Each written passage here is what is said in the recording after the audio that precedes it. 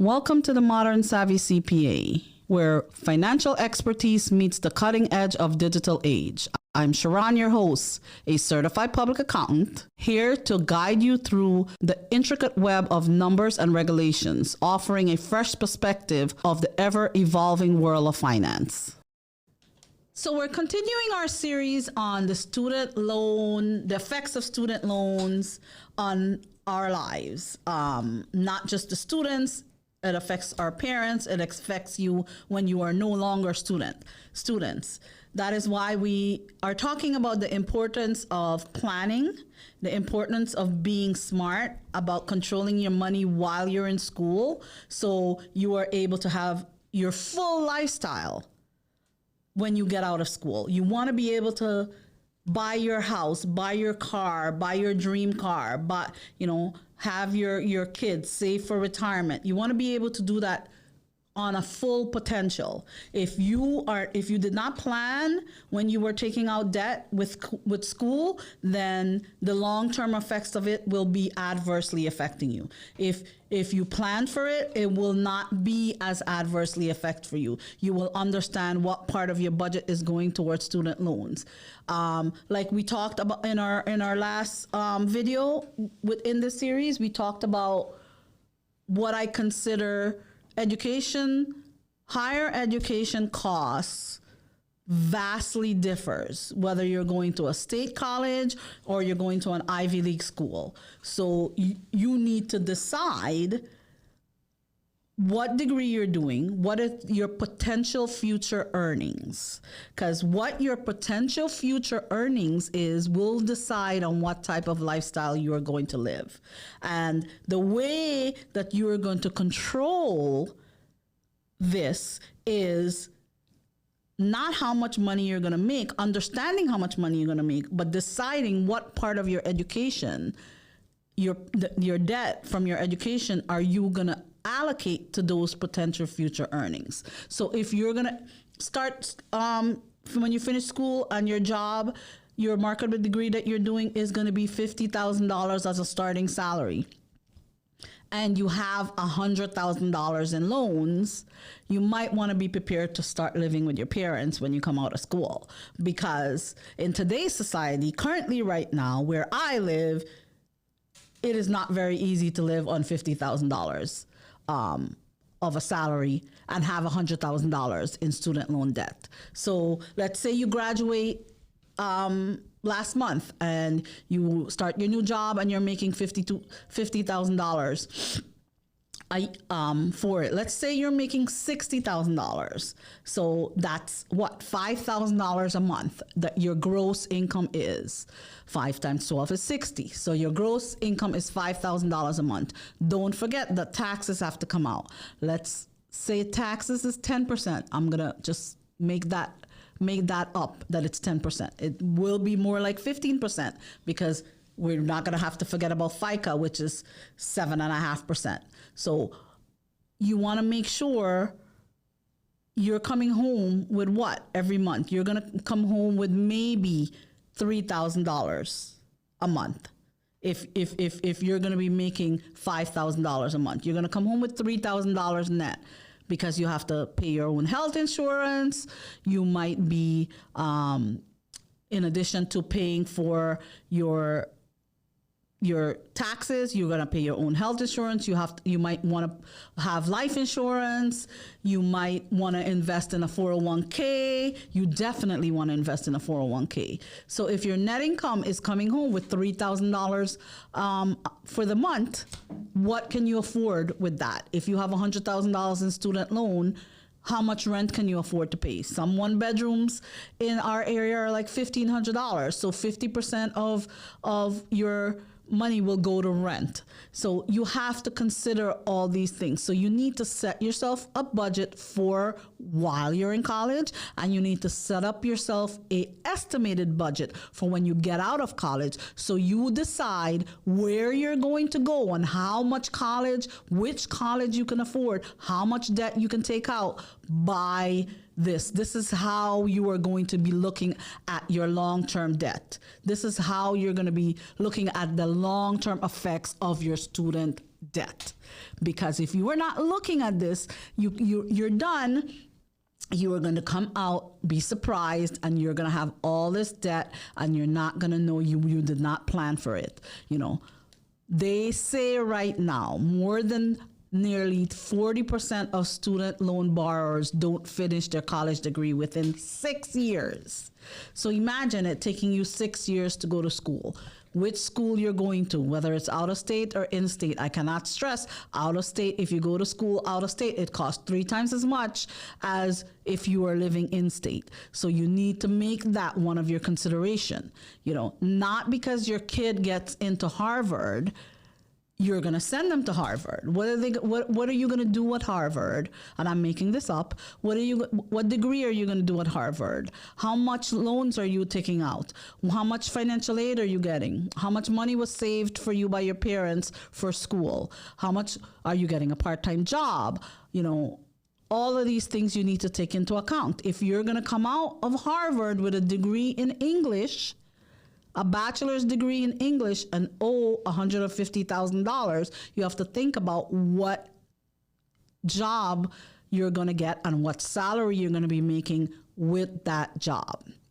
I know that we've covered the disparities of how student debt affects different parts of our society. We've covered the disparities of how it affects minorities, how it affects women, and how it affects different socioeconomic, lower income people, how it affects everything. Yes, those are all factors in our student loan. I am not belittling those factors, but we still have a financial responsibility. We still have this, and if we don't pay attention to it, it's going to become a crippling financial burden on our young people. It is already a crippling financial burden on the young people in our society. My son started university a couple of years ago.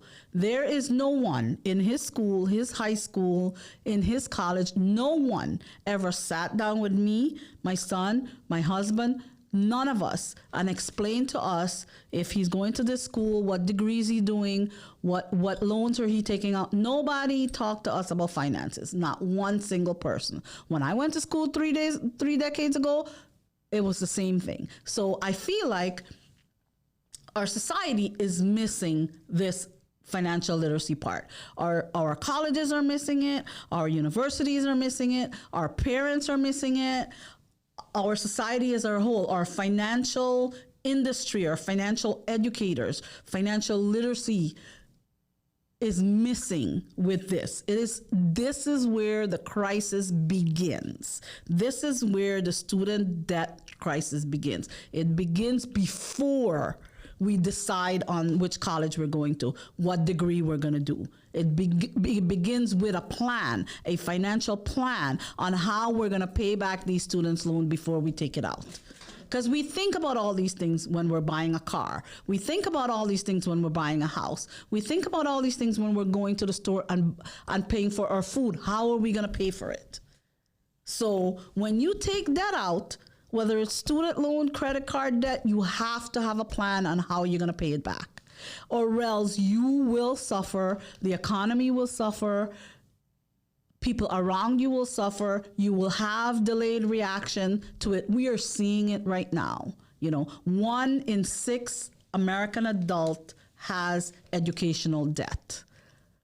How much educational debt you have and your plan to pay it back is where the preparation begins. How you need to understand it, because the long-term effect of your student loan debt, of all of our student loan debt, depends on how you're planning for it. Your financial literacy about it, the plan that you make. Make a plan. You make a plan when you're budgeting for your life. You make a plan when you're working, when you want to become an entrepreneur and you have a business. You make a plan when you are buying a car, how you're going to pay back the car. You have a plan on when you're buying a house to pay back that. You have to have a plan, a financial plan on how you're going to pay back your student loan, because that will tell you which college you can afford to go to.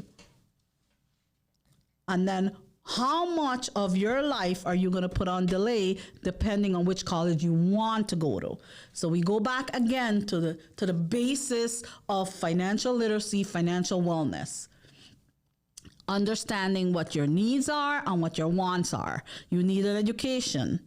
Where you go to get the education, where you want to go to get your education, what kind of education, what the marketable degree you're using depends on your plan. You need to understand the money behind that. The dollars behind your education is what is your investment. Can you afford to invest this? So it goes back to needs and wants. You need an education. You need a career. To get a career, you need an education. Whether it's a trade school, it's a course, it's a licensing, it's a 4-year degree, it's a 2-year degree, it's a professional degree. All these things depends. But how are you going to pay for this? And what are you going to come out making when you finish making this investment? How are you going to pay for it is your investment. It might be your investment, your parents' investment, the government's investment, the school's investment. What's your share and what part of your budget when you graduate will take your share? You need to consider this. This is the biggest dilemma that we need to consider before. And we've talked about this in our videos. Nothing is for free. You either pay for it now, you pay for it later, you're paying for it, your neighbor is paying for it, or you're gonna be the neighbor paying for it. We're talking about canceling student loan debt. That's something that has to be paid for somehow. If we cancel the debt, how are we going to pay for it? It's going to be part of our taxes. We are going to be paying for it. So that means your neighbor is going to pay for the debt that we're canceling.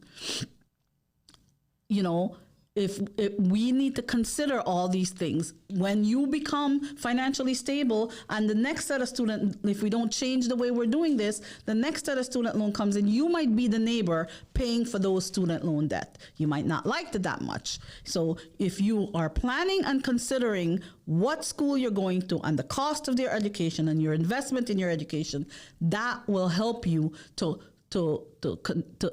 it will help you live your fullest potential with your career that you start off with. The more percentage of your money will be going to your life, your current life, and not paying back your student loan, the burden that you took out to go to school, or the investment. It could be a burden or it could be an investment. If you've done it wisely, then it's an investment. If you continued with your degree and you came out with a marketable degree, then it's an investment. If you didn't finish school or you didn't think about what you were investing in, you just picked something and went along with it and you didn't plan for it, then it becomes a burden. So it could be an investment, it can be a burden. You need to think about what it is before. You as the student, you as the parent, you as the society that is investing in these student loans, you as the colleges and the universities that needs to have a financial office that address this. Address the student's plan. I do not see this anywhere in any schools. They have a financial aid office, but they do not have a plan. They have a plan for the student to pay for it. Should the student be paying for this? That's, can the student afford to pay for it when it's done?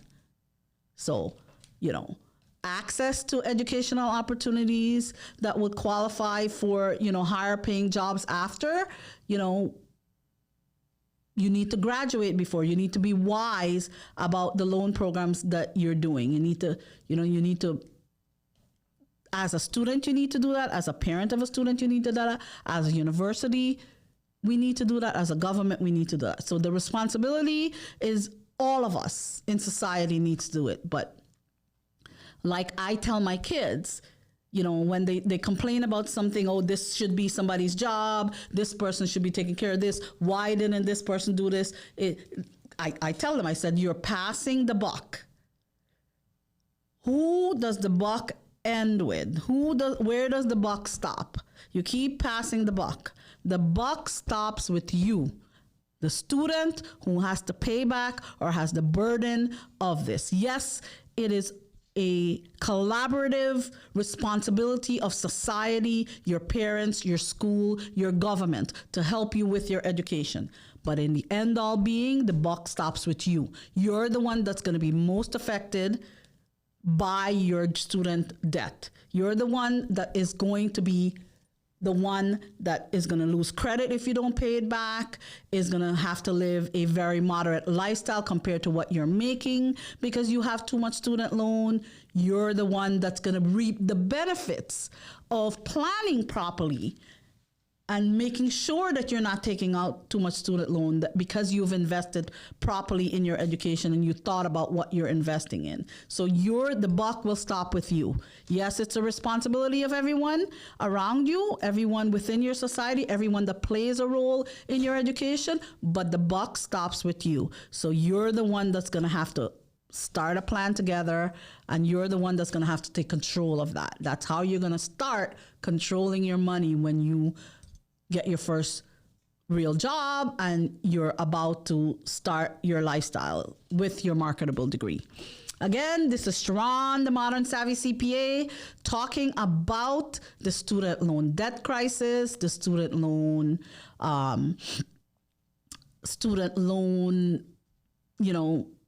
issues that we're having, the student loan futures that we're having. And I am here to tell you that the buck stops with you. It starts with you making a plan for your cost of your education, and how this will affect you in your future will depend on the plan that you have. Thank you.